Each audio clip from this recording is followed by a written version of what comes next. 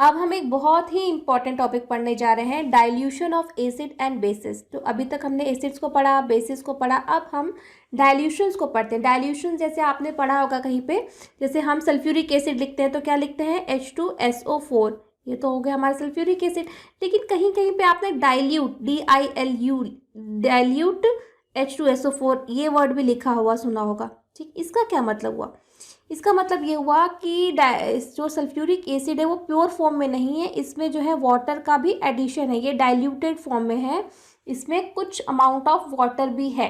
ठीक है, तो डाइल्यूशन अलग अलग लेवल का हो सकता है, 30% डाइल्यूशन हो सकता है, 10% डाइल्यूशन हो सकता है, 50% डाइल्यूशन हो सकता है, 80% डाइल्यूशन हो सकता है, अलग अलग डाइल्यूशन का रेंज हो सकता है। ठीक है, तो हम एक general term dilution word use करते हैं, डाइल्यूट है ये। ठीक है, so the concentration of hydrogen ion in an acid and hydroxide ion in a base per unit volume shows the concentration of acid और base। तो हाइड्रोजन आयन किसी acid में कितना है या OH आयन किसी बेस में कितना है, तो उसका कंसंट्रेशन दिखाता है, उसका स्ट्रॉन्गनेस दिखाता है।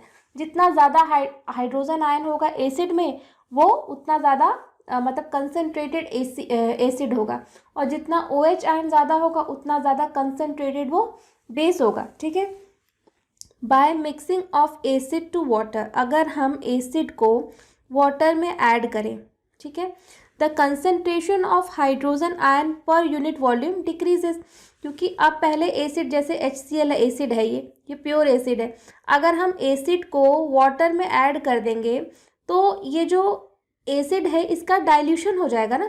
तो इसी वजह से जो हाइड्रोजन आयन की कंसंट्रेशन है जो पहले इस सॉल्यूशन में थी, वो अब वाटर में मिलने के बाद इसकी आयन की कंसंट्रेशन डिक्रीज हो जाएगी, तो ये डाइल्यूट हो जाएगा एसिड। ठीक है, similarly by addition of base to water, अगर हम बेस को वाटर में ऐड कर देंगे तो concentration of hydroxide ion per unit volume decreases. ठीक है, this process of addition of acid or base to water is called dilution and the acid or base is called diluted।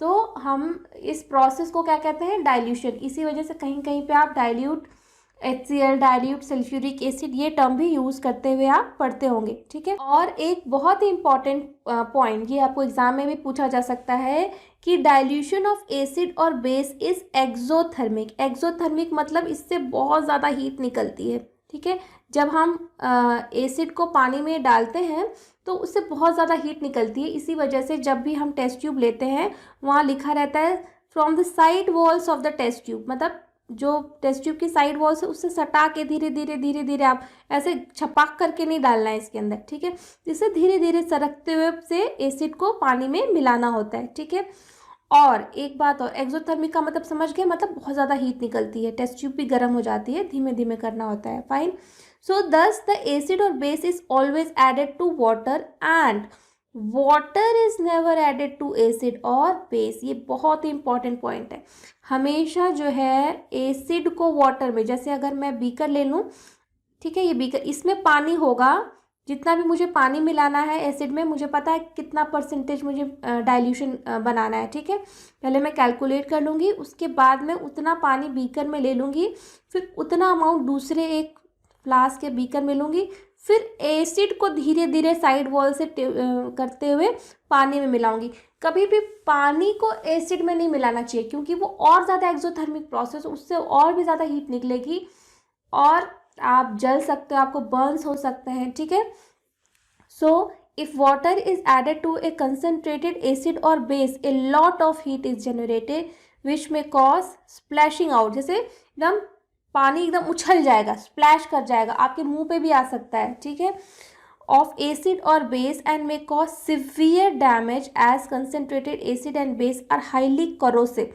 तो इससे Burns हो सकती है, स्किन जल सकती है, आँखों में भी जा सकता है, आँखों की रोशनी भी जा सकती है, इस तरह के एक्सीडेंट्स होते हैं। ठीक है, तो इसको बहुत खिलवाड़ नहीं लेना। बहुत सारे बच्चे केमिकल लेबोरेटरी में फर्स्ट टाइम जाते हैं तो उनको फ़न लगता है, उनको बहुत लगता है कि हम क्या कर लें, इस एसिड को इस बेस से मिला दें, उसको इससे मिला दें, नया कंपाउंड बना दें, हम बिल्कुल आज ही के दिन साइंटिस्ट बन जाएं और तमाम तरह की चीज़ें हम करने लगे एक ही दिन में। तो ये बहुत ही गलत एटीट्यूड है। जब भी आप इस तरह की चीज़ों में जाएं तो आपका परमानेंट लॉस, परमानेंट डैमेज हो सकता है चीज़ों का, और आपसे एसोसिएटेड अगल बगल और भी बच्चे हैं तो आपको बहुत ही ज़्यादा केयरफुल रहने की ज़रूरत है, ठीक है। तो never do things like that, और टीचर से हमेशा इंस्ट्रक्शंस लेके ही करें। और ये क्वेश्चन भी आपको एग्जाम में बहुत पूछा जा सकता है कि हमेशा एसिड या बेस को ही पानी में मिलाते हैं, पानी को नहीं मिलाते हैं, ठीक है, क्योंकि ये एक्सोथर्मिक प्रोसेस है। कुछ कुछ टेक्निकल वर्ड्स आप याद करते हैं, जैसे एक्सोथर्मिक है, ठीक है, डाइल्यूशन है। तो ये सब वर्ड्स जब आप अपने आंसर में लिखोगे तो it will give you a impact, ठीक है, और आपके अच्छे नंबर आएंगे। और बेसिकली ये एक सिंबल है, यहाँ पे आप राइट साइड में देख सकते हो।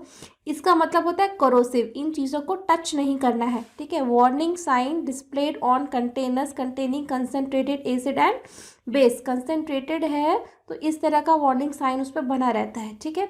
तो आप इसका ध्यान रखिएगा। अब